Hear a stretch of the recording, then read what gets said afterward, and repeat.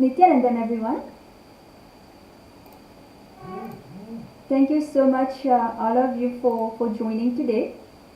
And it's a great pleasure to be here today. It's a great honor to be here with all of you today.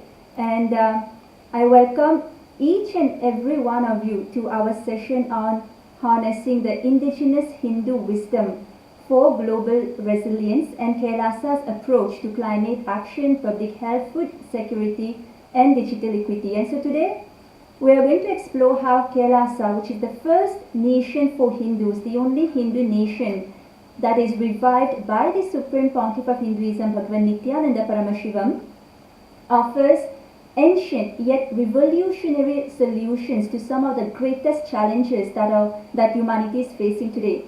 And so over the next 2 hours, we will journey into how the timeless sciences of Hinduism, shaped over more than 10,000 years, provide practical and powerful strategies to address climate change, public health crisis, food insecurity, and digital inequity. So to set the stage, I would like to share a few key highlights of KAILASA's contributions. KAILASA operates its humanitarian services in over 150 countries, and it has also established more than 16,638 spiritual embassies globally. And through its No Hungry Home initiative and the Nityananda Annalaya programs, it has served over 1 billion Sattvic vegetarian meals worldwide and continuing. KAILASA has also digitized over 3 million ancient indigenous Hindu scriptures, creating the world's largest repository of spiritual indigenous sciences.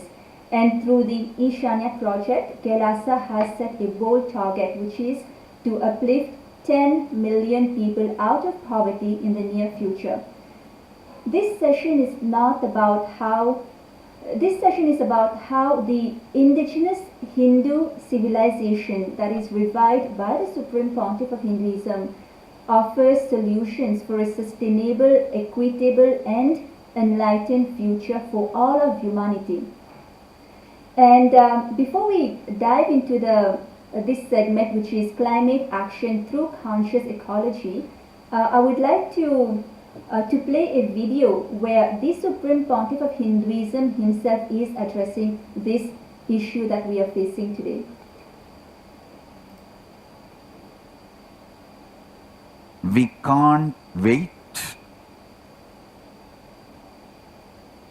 We can't postpone taking action to balance the climate and protect humanity. Climate change is the biggest problem. It's not imagination. It's not story. It's not theory.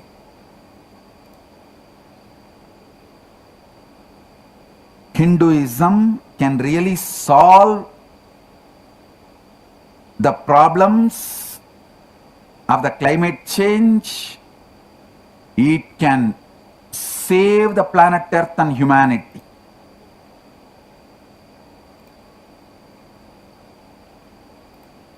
Yes. Climate change is not an imagination, it is not a story, it is not a theory, as all of us would have realized now.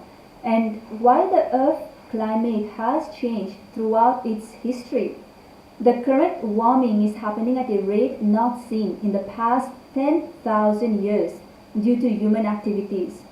Yet, if you look at the ancient Hindu civilization, it has achieved remarkable advancements in economics, technology, science, social systems, all while maintaining environmental harmony. You can also see here on the screen to the right, some of the advancements and contributions of the Hindu civilizations. And the ancient enlightened indigenous Hindu civilizations also once thrived across 56 nations, contributing significantly to global progress and accounting alone for more than 40% of the world's GDP circa 2,000 years ago. Non-vegetarianism, particularly the production and consumption of meat and dairy, contributes significantly to the environmental degradation through livestock farming. The Supreme Pontiff of Hinduism has given us a very simple yet radical truth. He says, if just this one principle of Hinduism, that no cow meat is consumed, is followed, the whole global warming problem will be solved. No killing of cows, no animal farming for food. And this profound statement is not just a philosophy, it is now backed by modern science and hard data. So let us look at the numbers.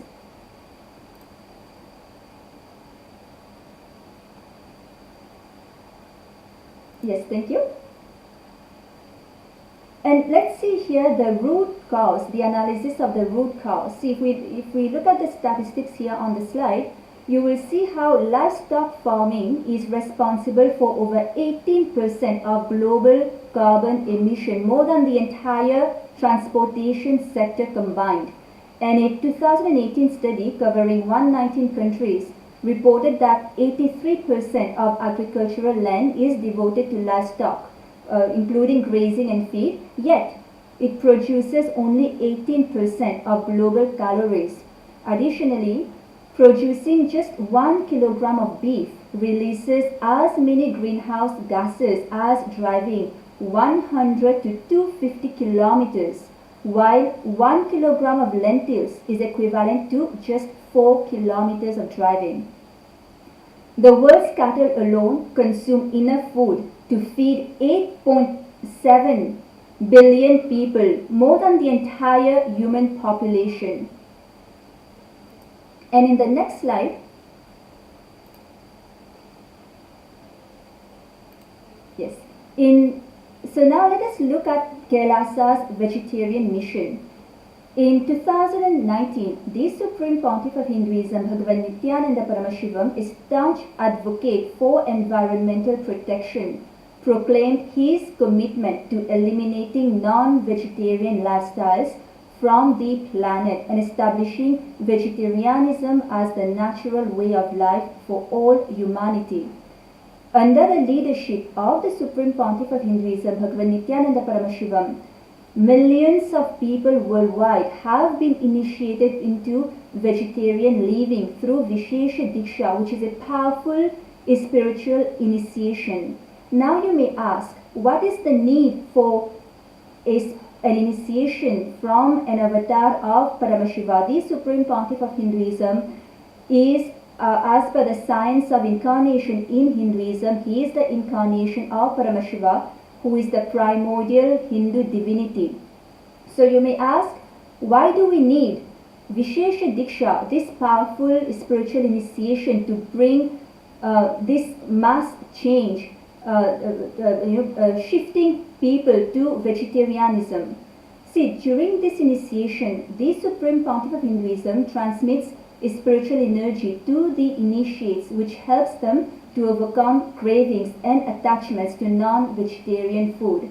This energy transmission is intended to support the psychological and physical transition to a vegetarian or vegan diet. The Supreme Pontiff of Hinduism has also revived the Bhaga Shastra, which is the ancient cookbook of sacred vegetarianism, ensuring that food is not only healthy but also prepared with spiritual consciousness, compassion and reverence for all life. The Bhaga Shastra was originally revealed by Paramashiva circa 60,000 years ago, and it was penned down, it was written more than 2,000 years ago, and the only surviving printed edition is today safeguarded in Kailasa's Nithyananda Jnanalaya, which is the world's largest Hindu library, and it is made completely free to everybody. The Supreme Pontiff of Hinduism, through Kailasa, has served over 1 billion free vegetarian meals prepared according to the ancient indigenous Bhaga Shastra, incorporating the unique element of Aushadha, which is the medicinal herbs, to support the physical health and nourish the body and mind as a path towards enlightenment, not merely to satisfy hunger, but also to overcome all sorts of cravings. The Supreme Pontiff of Hinduism, Bhagavan Nithyananda Paramashivam, has also revived Nirahara Samyama, which is a powerful discipline that reduces food cravings and promotes energy rejuvenation, detoxification, and heightened awareness through advanced techniques of prana circulation and deep meditative practices, ultimately supporting increased vitality and longevity. And next we are going to take a look at the revolutionary dairy systems in KAILASA. KAILASA has redefined the dairy practices through its ahimsa, meaning the non-violent dairy initiative, which is a complete departure from the exploitative industrial farming. And in this sacred system, when the cows are no longer able to produce milk, they are not sent to slaughterhouses. Instead, they are lovingly cared for and protected for their entire lives. This eliminates one of the key drivers of methane-heavy beef production, significantly reducing greenhouse gas emissions. In the Hindu tradition, as some of you may know, cows are honored as Go Mata, meaning mother, the ever-giving, nourishing mother. The ancient scriptures such as the Srimad Bhagavatam list the cow among the 7 mothers of humanity. And the cow-based byproducts such as milk, dung, urine are used not for profit but for organic farming, Vedic rituals and natural fertilizers, creating zero waste, closed-loop ecosystems. And so therefore, by replacing the chemical fertilizers with natural alternatives such as the cow dung and urine, greenhouse gas emissions, particularly nitrous oxide from industrial agriculture, are drastically reduced. Organic cow-based farming also enriches the soil health, improves carbon sequestration, and reduces dependency on fossil fuel-intensive chemical outputs. Now, let us look at the reforestation initiatives of KAILASA and the various environmental initiatives. KAILASA is spearheading a global reforestation mission rooted in the Hindu principle that the earth is sacred and alive. The earth is mother. Already, thousands of sacred oxygen-yielding trees have been planted across KAILASA's spiritual embassies and ecosystems. KAILASA's ecosystems maintain over 1,008 medicinal oxygen-rich plants such as tulsi, aloe vera, and neem, which are recognized in Ayurveda for their healing and environmental benefits. In regards to the zero waste and plastic-free policies of KAILASA, for over a decade, KAILASA has enforced a complete ban on single-use plastics across its ecosystems in more than 100 countries. Instead, it promotes time-tested biodegradable Vedic alternatives such as areca leaf and banana leaf plates, neem wood toothbrushes, earthenware and copper utensils. And with the world producing more than 40 million tons of plastic waste annually, these ancient solutions offer a scalable, sustainable model for modern societies. Now let us look at the global impact of KAILASA's initiatives. KAILASA's spiritual embassies and organizations in more than 150 countries function as a living laboratory for ecological policies, demonstrating that sustainable practices are not just theories but they are working models. Our representatives actively contribute to international dialogue, including the United Nations Environment Programme, amplifying indigenous solutions at the global stage. By transitioning towards KAILASA's plant-based, ahimsa-driven model, vast ecosystems currently destroyed for livestock could be restored to forests, wetlands, and grasslands, reversing centuries of environmental damage. The Ishanya project, which is a unique project initiated by the Supreme Pontiff of Hinduism, Bhagavan Nithyananda Paramashivam. And so beyond the climate action, also the KAILASA integrates sustainability into every model, every aspect of human life through this project, the Ishanya project, which is a massive recycling and reuse initiative collecting surplus medical equipments, clothing, digital tools from developed countries and redistributing these resources to underprivileged regions via KAILASA's global infrastructure, bridging inequalities while reducing waste. And this is completely free of cost. The entire process end to end, from the collection to the redistribution, it is made, this service, this project is made completely free of cost to all. And as the Supreme Pontiff of Hinduism, Bhagavan Nithyananda Paramashivam emphasizes, repair, reuse and recycle have been the functional principles of KAILASA for the last 27 years.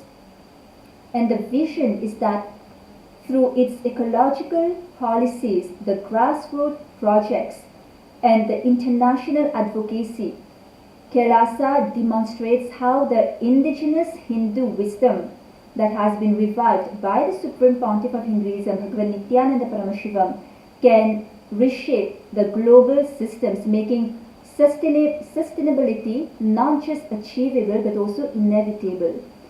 And with this, I come to the end of the presentation of this section, which is on climate change and climate action. But however, before ending, I would like to play a short video again from the Supreme Pontiff of Hinduism. Let us hear from the Supreme Pontiff of Hinduism directly what he has to say about climate change. What is the key cognition that humanity needs to have in order to eliminate the climate crisis that we are all facing today. It is very simple solution addressing the root issue, but what is required is a cognitive shift in humanity. We human beings need to wake up to the reality. Mother Nature, Moola Prakriti, is a living being, consciously, independently intelligent, living being. Then we will address the climate crisis from the right point of view. Only understanding from the point of view of karma, climate crisis can be handled and resolved, never through the maths, but through the principle of karma, cause and effect.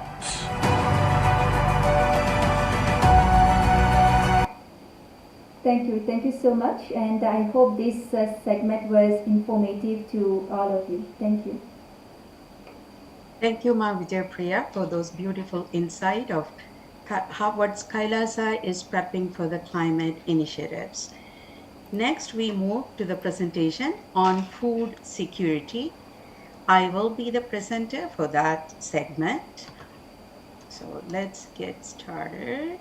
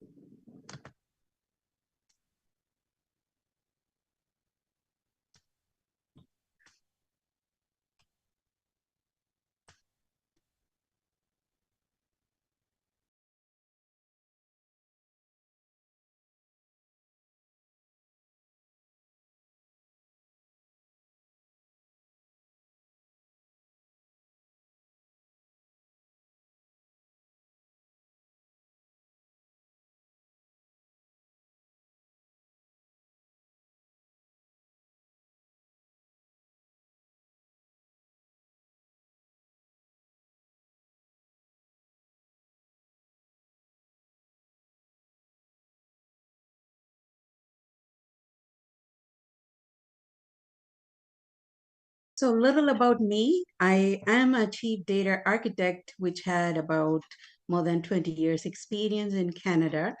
I am also a representative of Nithyananda Meditation Academy, which is the Kailasa chapter in Canada.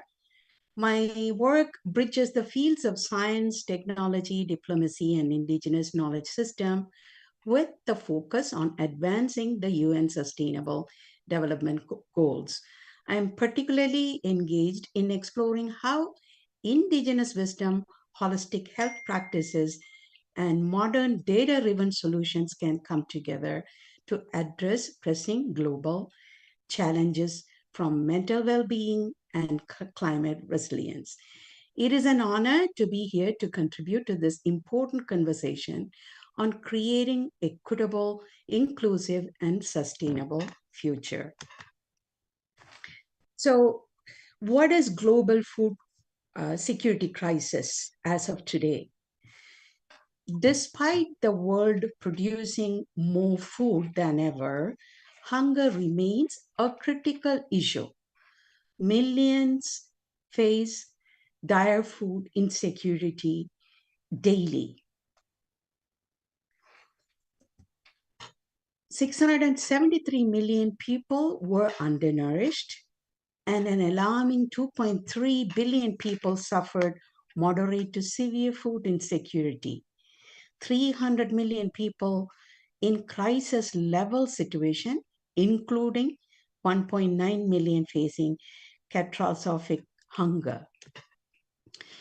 So let's look at what is Kailasa's indigenous contribution to the UN Zero Hunger Goal. Through the vision and leadership of SPH Bhagavan Sri Nithyananda Paramashivam, Kailasa is contributing directly to the UN Zero Hunger Goal by reviving sacred Hindu food system that treat food as medicine and distribution as a spiritual responsibility. Kailasa has 16,638 food bank across 196 countries. It has touched more than 1 billion people through Sattvic meals and 12 million people assisted through No Hungry Stomach campaign in 80 countries. By integrating Vedic agriculture, seed sovereignty, sustainable organic farming, and advanced yogic sciences like Nirahara Samyama, SPH and Kailasa offer not only emergency relief, but also long-term resilience, providing the ancient knowledge when combined with the modern humanitarian frameworks can create a world where no being goes hungry. Now let's hear it, each of the item which Kailasa contributes to the zero hunger goal of the UN. Let's take one at a time. The first one is treat food as medicine. Let's hear it from Supreme Pontiff of himself on this, why the food need to be treated as medicine.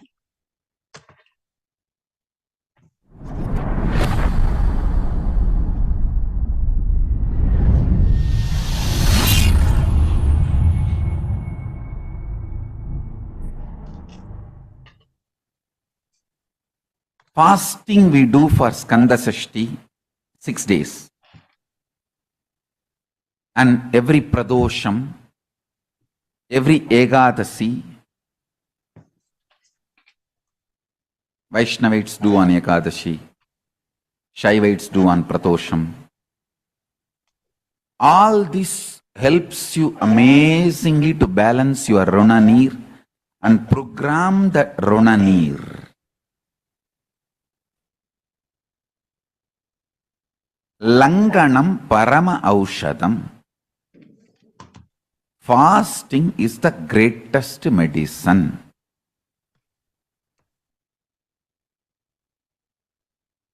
Hunger is the greatest space to exist. Start developing taste for being hungry. I tell you.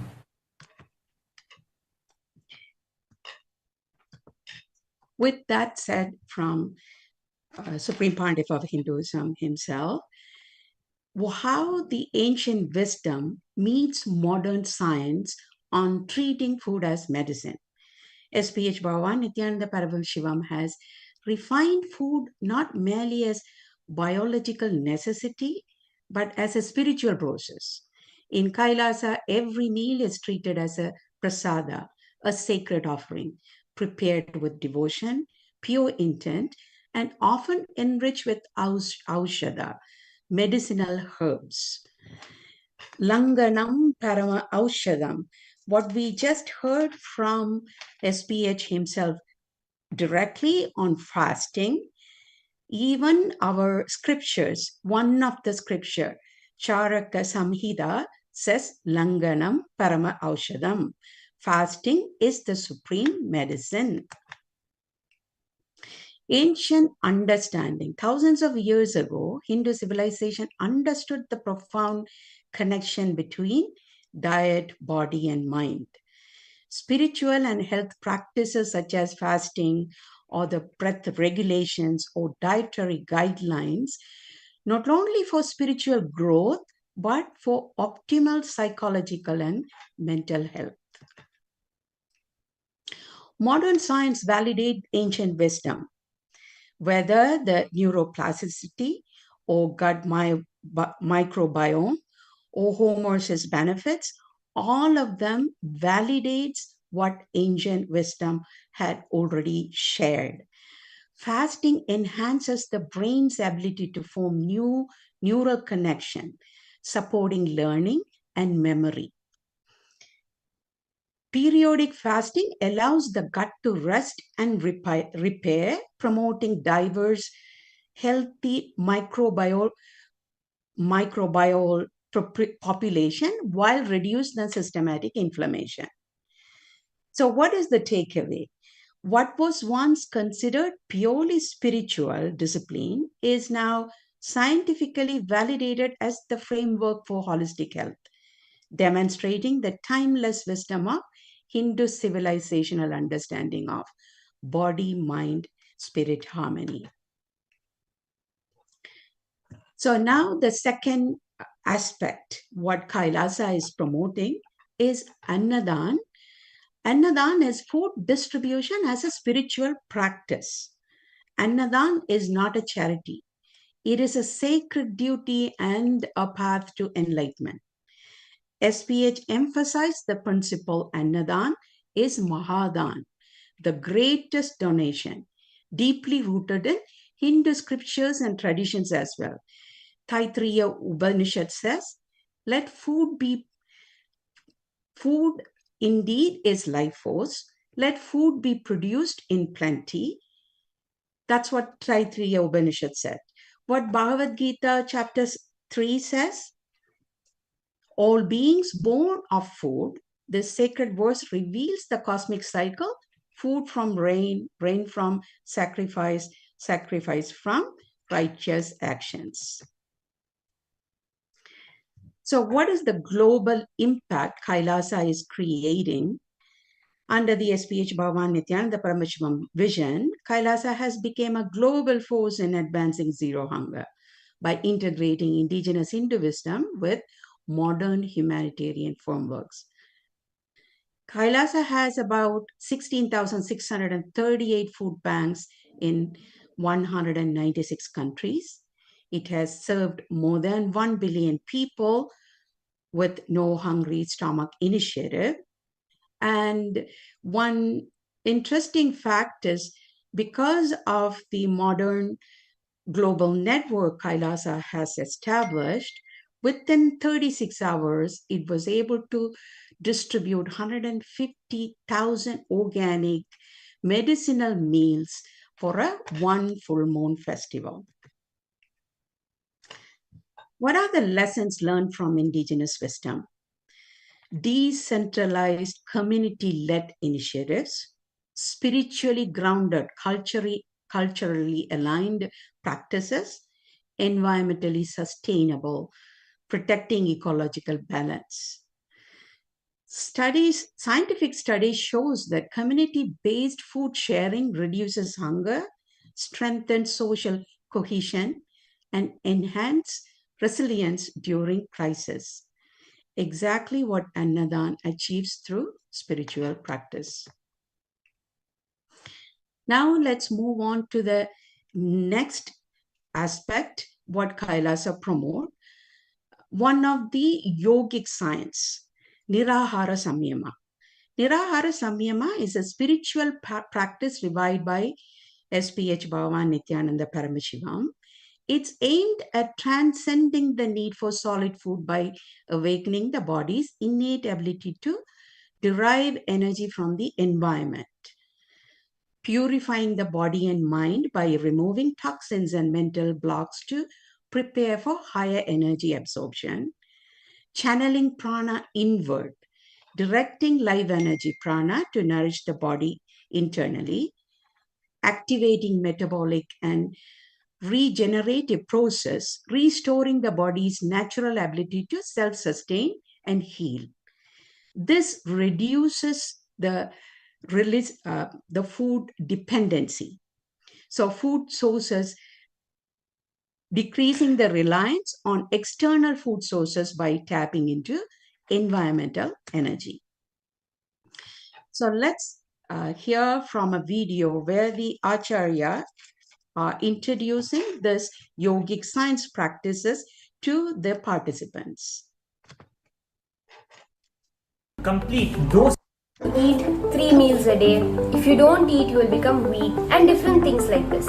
But did you know your body has a hidden intelligence to produce its own food directly from the sun without the need of any external substance? Almost like a plant. This is the science of Nirahara Samyama as revived by the Supreme Pontiff of Hinduism, Bhagavan Nithyananda Paramashivam. Today in this video, we are going to explore this incredible science. We'll be explaining what it is, how it is so powerful for your body and mind, and how you can make use of this dormant energy within you. It is a secret drink, the drink of life energy itself. Swamiji again and again says, by a constant overdosage of solid food in our system, we have forgotten this natural ability that we all have. Nirahara Samyama, as initiated by the Supreme Pontiff of Hinduism, is the process of reawakening this ability, this power within us. First, let us be clear. This isn't about starving yourself. It is about breaking our unhealthy relationship with food. Look into your life. How many times have you eaten because you were stressed, bored, or angry, but not because you were truly hungry? Food can fill an empty stomach, but it can never fill an empty heart. Nirahara Samyama teaches you how to complete those emotional incompletions from within. So with that brief of yogic science, if any of you are interested further on this particular science, there are tons of online contents from Supreme Pontiff of Hinduism himself introducing the practice, as well as other participants who have gone through the 3-level of program. Please refer to those online material if you guys are interested on that. So what is the science behind this practice? Understanding Nirahara Samyama. The human's body's potential rooted in the cognition that the human body can harness energy directly from air, sunlight, and space. Similar to how plants produce food through photosynthesis, the body can synthesize its own energy. SPH emphasized that solid food accumulation suppress this innate capability over time. So now let's look into, it's just the addition to that Nirahara Samyama. Nirahara Samyama is a conscious-based solution. It's not merely abstaining from food, but channeling the body's energy inward, creating a more sustainable and equitable food system through conscious transformation. No feeding everyone directly, but changing human consumption patterns, promoting conscious, mindful eating practices, decreasing demand on global food resources for sustainability. So now we move to the conscious agriculture, which it's called Virikshaya Ayurveda. It represents the ancient Hindu science of plant consciousness, a holistic approach recognizing that plants, soil, and ecosystems are living, sentient entities. So, what were the traditional practices? Chemical free cultivation, natural methods of organic composting, cow based manure, and lunar planting cycles. Also, natural rhythm planting and harvesting aligned with natural cycles for maximum vitality. So, SPH guidance on conscious agriculture. He says the connection between food and human well being are interconnected. SPH emphasized the profound connection between agriculture and human well being.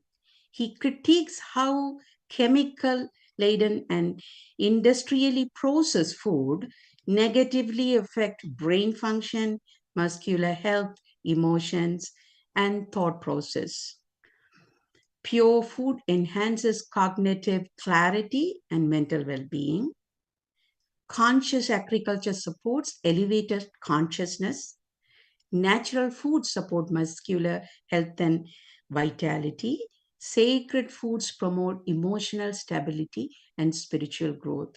Here you could see some pictures of the organic garden where Swamiji's, the sannyas order is made to grow their own food in India. Modern implementations of KAILASA's Department of Agriculture.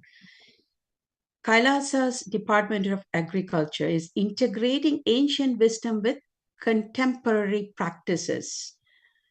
It integrates Vedic and agamic wisdom to inform policies on agriculture, rural development, and food system prioritizing. Maintaining harmony between all living systems, protecting and nurturing diverse plant and animal life, and creating prosperity through conscious practices. The vision is to build self-reliance through sacred, sustainable agricultural system where land, soil, and seeds are treated as living deities, making farming a spiritual practice that aligns ecological stewardship with human consciousness. Now let's see what Kailasa's contribution to seed sovereignty and food preservation. Kailasa's farm serves as living seed banks, safeguarding indigenous seeds that maintain biodiversity, resilience, and cultural heritage. Each seed embodies centuries of agricultural wisdom, nutrition, and spiritual significance. Ancient Hindu practices ensure seeds and food are preserved without refrigeration, plastics, or chemical through dyeing, natural fermentation, and earthen storage. Seed preserved in temple towers reflect the sacred connection between spirituality, food, and life, safeguarding varieties for future generation. Every Kailasa farm cultivates varieties of plants, herbs, and crops to protect genetic diversity and sustain ecological balance. Haritaki is one such herb which has tremendous impact on human system. It purifies and detoxifies naturally, boosts blood oxygen level up to 300%, enhances awareness and cognition, addresses physical and mental imbalances. So according to the UN Food and Agriculture Organization, 75% of global crop diversity has been lost in the last century. This loss threatens food security, nutrition, and ecological resilience. So what is the takeaway? Seed sovereignty is more than conservation. It is a holistic system of biodiversity, nutrition, and spiritual stewardship, safeguarding the genetic and cultural legacy of humanity while promoting resilience, sustainable, and sacred food system. With that, we come to the end of this presentation, which is on the food security. Now, next, we will be moving to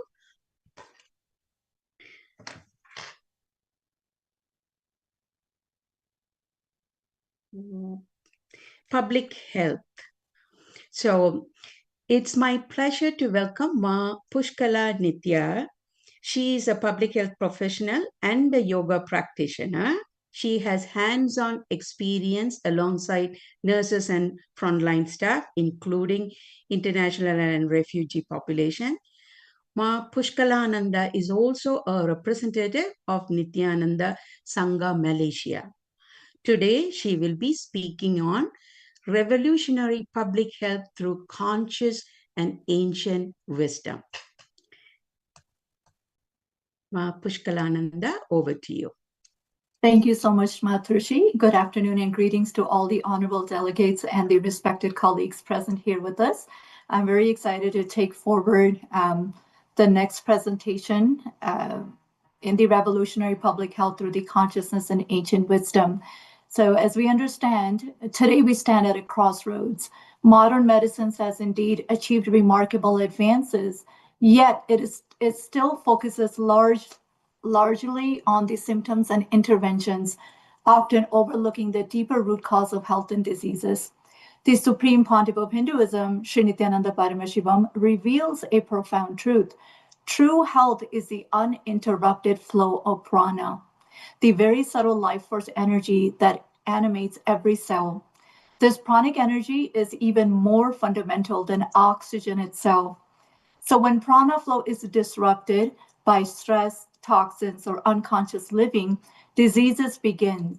Supreme Pontiff of Hinduism teaches that prana sustains not only psychological functions, but also mental clarity and spiritual awakening. Hence, through the revival of Siddha, Ayurveda, yoga, meditation, and yogic sciences, Supreme Pontiff of Hinduism offers practical methods to awaken pranic vitality, restore balance at every level of our being.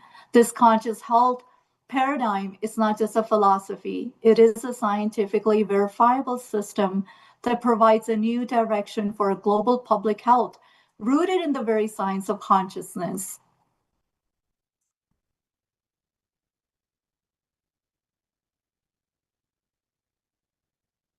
Let us now explore a little deeper into the dimension of prana. So this is not just an abstract concept from an ancient text, but it is a very living, vibrant energy that actually governs our very existence. So as per the Prashna Upanishads, there is a declaration from the foundational Shastra of Sanatana Hindu Dharma from the chapter 3, verse 3, that basically declares that the vital air prana is a life force. It is indeed the seal of the breath.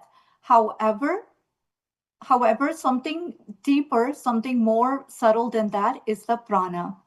So this sacred verse beautifully establishes that life itself is the breath, but more than that, the breath is only the outer expression of something more subtle and more powerful, known as prana. Every cell carries intelligence. It has memory and the potential for health. When Kundalini, the latent cosmic energy, is awakened, it aligns the cellular intelligence. It dissolves the negative patterns, it enhances the vitality, and deepens our connection to the universal consciousness. So here we have the representation of the 5 aspects of prana, which are central to this process, known as the apana, that is the process of cleansing and elimination, the process of udana, which is the upward energy, speech, vitality, samana, which is the process of digestion and metabolism, vyana, which is the process of circulation and systematic flow, ultimately prana, which is the respiration, the very energy and rejuvenation.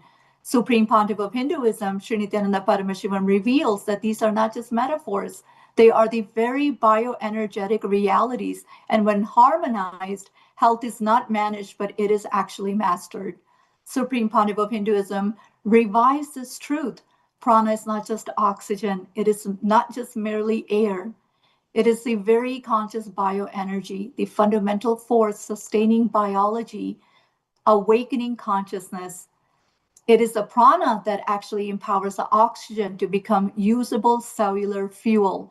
It drives the ATP production, detoxification, does the DNA repair, and the process of rejuvenation. Hence, when prana flows freely, the body's natural intelligence just shines. Immunity rises, the energy balance, and balance happens effortlessly. But when it's blocked by stress, poor diet, or negative emotions, the disease is born, not from the absence of medicine, may I remind you, but from the absence of prana. Ancient yogic science is revived by the Supreme Pontiff of Hinduism, such as pranayamas, bandhas, nitya kriyas, are the very living technologies to harmonize the pranic flow. This is not just a theory, but practical. It is repeatable science of conscious public health. Now, before we move forward, let us just watch a short video on the vision and the contribution of the Supreme Pontiff of Hinduism in public health. Through the revival of Nitya Kriyas, Supreme Pontiff of Hinduism has built a powerful bridge between ancient yogic sciences and the modern healthcare. The science of Kriyas. Blood flow, breathing air flow, thought flow. You have something called energy flow continuously happening in you. In this energy circulation, energy flow, if there is a disturbance in some part, for example liver, kidney or heart, intestine, at some part, if there is a disturbance in this energy circulation, that is when you start developing diseases and disorders and disturbances. Disease, disorders, disturbances expresses itself in different ways. The human body has 7 circuits: blood circuit, circulatory system, nerve circuit, the nervous system, prana circuit, the respiratory system, digestive circuit, excretory circuit, reproductive circuit, and energy circuit. Of these circuits, the energy circuit is governed by the Kundalini energy. Though not spoken much by the medical science, but elaborate references have been given for Kundalini energy in the Vedic tradition. The Kundalini energy is the innate, immense potential energy in every individual that helps complete the energy circuit. How does Kundalini energy reach different parts of the body? Let us take the example of a water tank. A water tank is a structure which stores water. This water is distributed to different places through the pipelines, which forms a circuit. The pipelines end in outlet taps through which the water reaches the end users.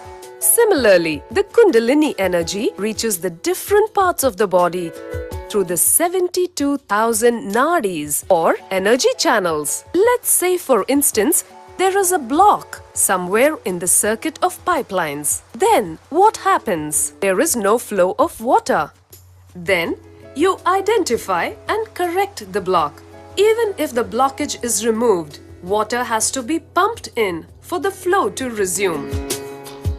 Similarly, when there is a block in the energy circuit in the body, there is impedance to energy flow forward, and it results in disease in that particular organ. The Kundalini energy in our body is like the water in the water tank. Kriyas are powerful tools which help to remove the energy blockage and restore the energy flow. When the body is aligned in certain postures during Kriyas, the energy block is removed. Once the block is removed, The Kumbhaka pumps in the Kundalini energy, just as the water gets pumped in to the pipeline once the block is removed. When the energy flow is re-established, energy starts flowing and the disease is healed. Now, if your body is put in certain position, that energy blockages get removed. The energy circulation, that plumbing gets properly aligned. The wiring gets properly aligned. After that, the Kumbhaka starts pumping the energy into that circuit. See, putting your body in certain asana makes the circuit blockage free. The circuit becomes perfect. But only through the Kumbhaka, the energy gets pumped into the circuit. This is exactly the principle on which Kriya works.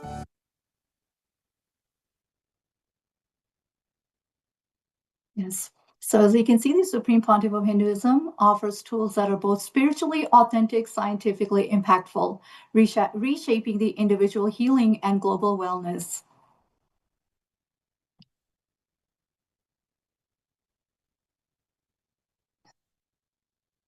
Next, I'd like to introduce you to the Nitya Kriyas for the care and cure. So as per Supreme Pontiff of Hinduism, these are unique contribution to healing at the root.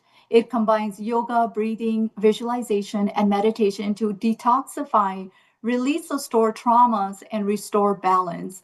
Nitya Kriyas are uniquely